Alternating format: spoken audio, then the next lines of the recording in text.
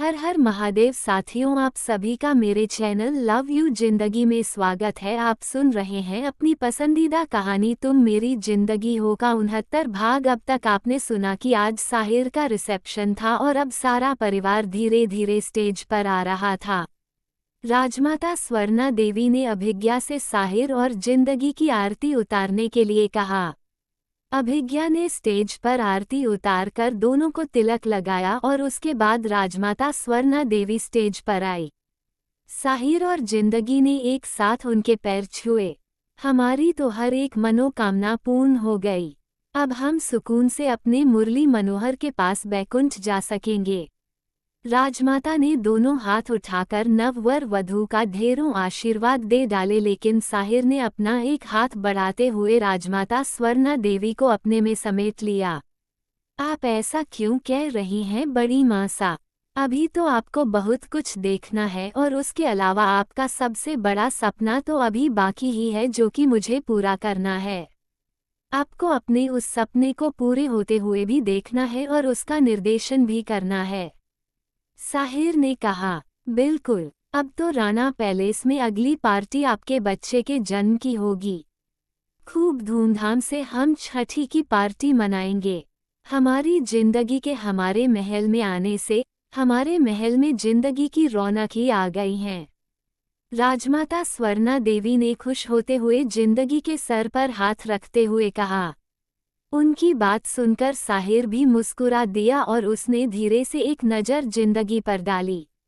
जब से गाड़ी में बैठा था तब से जिंदगी पर अपनी नज़र डालने से बच रहा था। उसकी जिंदगी अपने पूरे वजूद के साथ आज उसके होश उड़ा रही थी। ये लड़की पक्का आज मुझे मारने और मरवाने के चक्कर में है। ना मैं इसकी तरफ देखूंगा, ना ही अपने होश खोऊंगा। आज मुझे बहुत सारा काम करना है। पहले अपने सारे काम को निश्चित दिशा दे दूं, उसके बाद सारा समय जिंदगी का गिन गिन कर बदला लूंगा। ये सोचकर साहिर ने अपने आप को इस तरह से कंट्रोल कर रखा था कि वो जिंदगी से एक दूरी मेंटेन करके ही रह रहा था। पर भला चीनी की सुगंध से चींटी का अपने ऊपर कोई कंट्रोल बचता है? ना चाहते हुए भी जिंदगी उसके होश हवास पर काबिज हो जा रही थी। जितना ही बोलता था उतना ही उसके उतरे हुए चेहरे को देखकर सोच में पड़ जाता था। क्या हुआ राणा सा, क्या सोचने लगे? आपकी ही दुल्हन है। स्वर्णा देवी ने साहिर को जिंदगी की तरफ देखते हुए देखकर मुस्कुराते हुए कहा। जबकि राजमाता स्वर्णा देवी की बात सुनकर जिंदगी हमेशा की तरह सर झुकाए हुए जमीन पर अपने पैर का अंगूठा देखने की कोशिश कर रही थी, पर अफसोस आज किस्मत ने भी उसका साथ नहीं दिया था। पैर का अंगूठा देखना तो बहुत दूर, उसके पैरों का भी पता नहीं चल रहा था, क्योंकि ग्राउंड इतना घेरदार और जमीन पर लहराया हुआ था कि उसके पैर का अता पता भी नहीं था। क्या हुआ राणा सा, क्या देखने लगे? आज तो हमें खुद डर लग रहा है कि कहीं हमारी परिवार को हमारी ही नज़र ना लग जाए।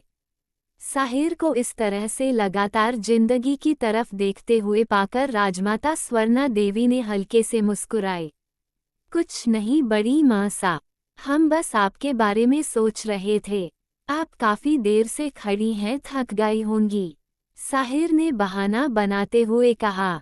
साहिर ने अपने आसपास नज़र दौड़ाई और एक वेटर को बुलाकर चेयर लाने के लिए कह रहा था कि तभी राजमाता ने रोक दिया।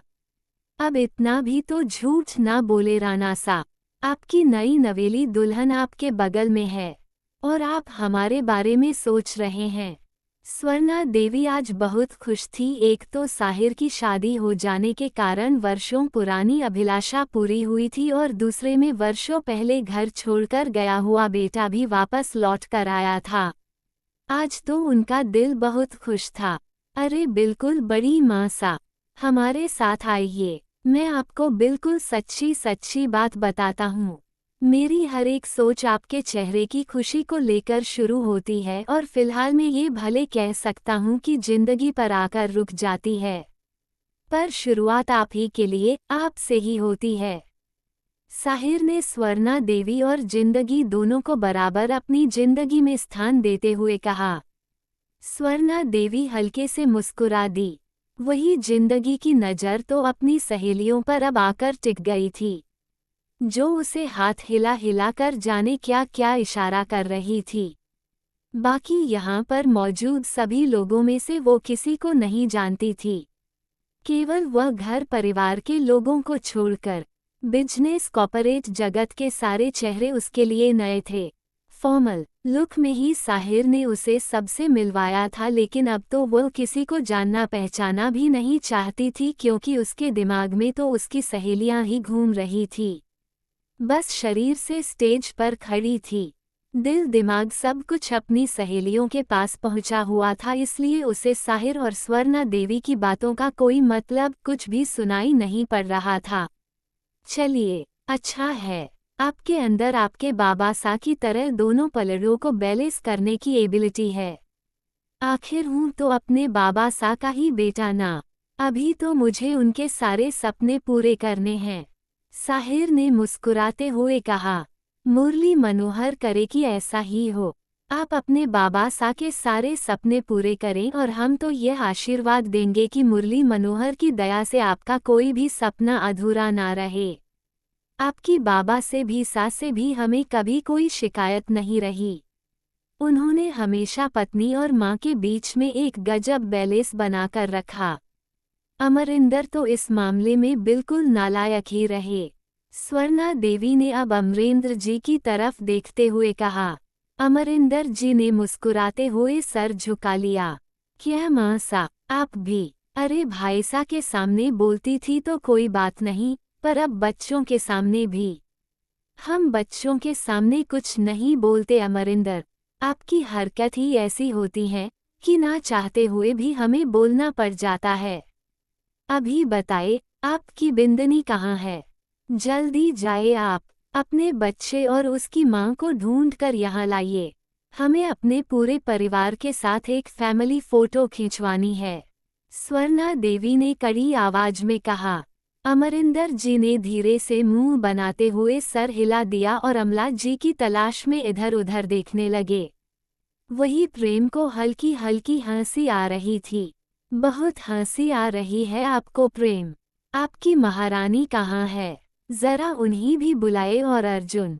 अब स्वर्णा देवी ने अर्जुन की तलाश में नजर दौड़ाई। अभिज्ञा तो उनका हाथ थाम कर उनके पास खड़ी थी, इसलिए उन्हें अभिज्ञा को ढूंढना नहीं था। आज हमारे बच्चे के हाथ में चोट लग गई है तो आपने उसे नीचे ही छोड़ दिया। स्वर्णा देवी की नज़र अर्जुन पर पड़ी थी और उन्होंने हाथ के इशारे से अर्जुन को बुलाते हुए प्रेम और साहिर दोनों से शिकायत की। ऐसा कुछ नहीं है बड़ी माँ सा, आप उसके नखरे जानती हैं। मैं उसे अपने साथ घर से लेकर आया और स्टेज पर भी अपने साथ लेकर आ रहा था, पर उसके लुक में कमी आ रही थी, साहिर ने कहा। लक्ष्मण से राम को कब परेशानी होने लगी?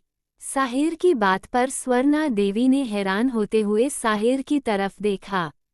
ये बात मैं नहीं कह रहा था, साहिर ने तेजी से सफाई दी। वो खुद कह रहा था, अगर किसी ने उसे मेरे साथ स्टेज पर देख लिया तो उसकी रेपुटेशन खराब हो जाएगी, क्योंकि मेरी शादी तो हो चुकी है। अगला नंबर उसी का है और किसी को अगर यह पता चला कि लड़के के हाथ टूटे हैं तो फिर गर्लफ्रेंड तो भाग ही जाएगी। घर वालों की तरफ से भी कोई भी रिश्ता नहीं आएगा, साहिर ने बताया। ये लड़का भी ना गजब है, इतनी शादी की चिंता करने की क्या जरूरत है? हम इनके लड़कियों की लाइन लगा देंगे। अपना सर हिलाते हुए स्वर्णा देवी हंस पड़ी। तो फिर उसका क्या होगा बड़ी माँ सा, जिस लड़की के लिए ये लाइन में खड़े हैं? साहिर ने अर्जुन और अर्पिता को एक साथ बातें करते हुए देखकर कहा। जिंदगी और स्वर्णा देवी को अपने साथ लिए हुए साहिर स्टेज के बिल्कुल आगे वाले साइड में आ गया था। उसने इशारे से अर्जुन की तरफ देखा। अर्जुन ने अपना एक हाथ हिलाकर उसे एवरीथिंग इज ओके का इशारा किया। एक वेटर ने सोने की थाली में माइक लाकर साहिल के सामने रख दिया। क्या हुआ, कुछ अनाउंसमेंट करने वाले हैं क्या? साहिर को माइक उठाते हुए देखकर स्वर्णा देवी ने पूछा। जी बड़ी माँ सा, आज हम प्रतापगढ़ के लिए खुशियों की घोषणा करना चाहते हैं। आज आप खुश हैं, मैं खुश हूँ, तो मैं चाहता हूँ कि प्रतापगढ़ का हर एक हिस्सा खुश हो। वो खुशी प्रतापगढ़ को मिले, जिसके लिए उसने बरसों तक इंतजार किया है। बस आप अपना आशीर्वाद मेरे ऊपर बनाए रखिएगा। साहिर ने माइक लेकर माइक ऑन किया और धीरे धीरे बोलना शुरू किया। गुड इवनिंग ऑल, घनी खम्मा, your kind attention to add please. Sahir का इतना कहना था कि पूरे हॉल में पेन ड्रॉप साइलेंट हो गया। सिसोदिया, अग्रवाल और जिंदल, जो तीनों एक दूसरे से दूर बैठे बैठे बातें कर रहे थे, बिल्कुल नजदीक आ गए। अमला जी ने जागृति का हाथ पकड़ लिया और राजदारी से जागृति से पूछा, ये कहने क्या जा रहा है? कहीं शादी की खुशी में दिमाग तो इसका खराब नहीं हो गया? कुछ ऐसा ही समझ लीजिए आंटी जी। बेल मुझे मार, अपने लिए मौत की घोषणा करने जा रहा है, जागृति ने धीरे से कहा। लेकिन फिर भी जागृति की बात सत्यम को सुन गई थी। वह जागृति से सारी बात जानना और समझना चाह रहा था, लेकिन चूंकि आगे साहिर ने बोलना शुरू कर दिया था तो उसने जागृति को अपने होठों पर उंगली रखकर चुप रहने का इशारा करते हुए आगे देखने का को कहा। लेकिन जागृति ने मुंह बनाते हुए कंधे उचका दिए थे। ऐसा लग रहा था उसे पहले से ही पता है कि साहिर क्या कहने वाला है। ये लड़की हमारे ज़रूरत से ज़्यादा ही काम आ सकती है और यह ज़रूरत से कुछ ज़्यादा ही राणा फैमिली के बारे में जानती है। जागृति को देखकर सत्यम ने उसके बारे में अपने दिल में इमेज बनाई थी। बाकी सब साहिर की बात ध्यान से सुन रहे थे। मैं साहिर शमशेर सिंह राणा, अपनी पत्नी जिंदगी साहिर सिंह राणा के साथ, सबसे पहले तो मैं आप सभी लोगों का दिल की गहराइयों के साथ धन्यवाद करना चाहता हूँ, जो कि आप मेरी एक बुलाने पर इतने कम समय में यहाँ पर उपस्थित हुए हैं। मेरे इस खूबसूरत दिन को और भी खूबसूरत और यादगार बनाने के लिए आप सभी ने मेरे लिए अपने व्यस्ततम समय से समय निकालकर यहाँ तक आने का जो कष्ट किया है, उसके लिए मैं आप सभी का दिल से आभार व्यक्त करता हूँ। जब आप लोगों ने मेरे को आज इतना खूबसूरत गिफ्ट दिया है तो मेरा भी फर्ज बनता है कि मैं आप लोगों को भी ऐसा ही कुछ रिटर्न गिफ्ट दूं। तो मैं यहाँ आज अपने रिसेप्शन पार्टी के मौके पर बहुप्रतीक्षित काफ़ी टाइम से पेंडिंग पड़े हुए प्रतापगढ़ सिटी प्रोजेक्ट के रीओपनिंग की घोषणा करता हूँ। अब आप लोगों को इस प्रोजेक्ट के लिए इंतजार करने की कोई ज़रूरत नहीं है। मैंने सारे पेपर वर्क से लेकर फील्ड वर्क का होमवर्क पूरा कर लिया है। बस ऑफिशियली अनाउंसमेंट बाकी था, जो मैं आज कर रहा हूँ। कल सुबह से ही प्रतापगढ़ सिटी प्रोजेक्ट पर काम होना शुरू हो जाएगा, साहिर ने मुस्कुराते हुए कहा। साहिर की बात सुनकर पूरे रिसेप्शन हॉल में तालियों की गड़गड़ाहट गूंजने लगी, लेकिन स्वर्णा देवी के हाथ पैर किसी जूडो की मरीज की तरह कांपने लगे थे। उनका मुंह हैरत से खुल गया था और सफ़ेद आंखों से उन्होंने साहिर की तरफ देखा। ऐसा लग रहा था कि किसी भी पल वहीं पर गिरकर बेहोश हो जाएंगी। जब सब कुछ सही हो रहा था तो स्वर्णा देवी को क्या डर लग रहा था, जानने के लिए बने रहे अगले भाग तक। तब तक के लिए वीडियो को लाइक और चैनल को सब्सक्राइब करना मत भूलिएगा। खुश रहिए, स्वस्थ रहिए, मस्त रहिए और यही YouTube पर मिलते रहिए। मिलते हैं अगले भाग के साथ। हर हर महादेव।